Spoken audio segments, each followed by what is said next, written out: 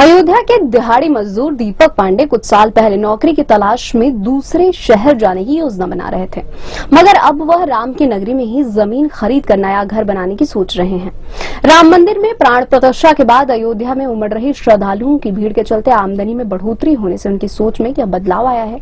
पांडे अपनी आर्थिक स्थिति में हुए सुधार के लिए भगवान राम की कृपा को मुख्य आधार मानते हैं।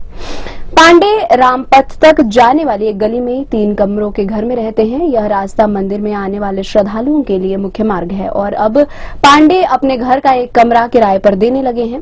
दीपक ने कहा कि मैं एक कमरे को 3000 रुपए प्रति माह के हिसाब से पहले किराए पर देता था। प्राण प्रतिष्ठा समारोह के बाद अब मैं इसे 3000 रुपए प्रतिदिन के हिसाब से किराए पर दे रहा हूँ।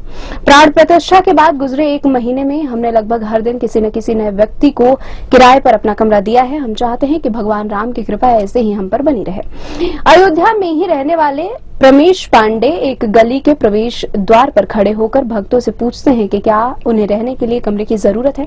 उन्होंने बताया कि मेरे पास 3 से 4 अलग अलग इमारतों में 6 कमरे हैं। मैं आगंतुकों की संख्या के आधार पर रोजाना 1400 से लेकर 3000 रुपए तक में एक कमरा उपलब्ध कराता हूँ।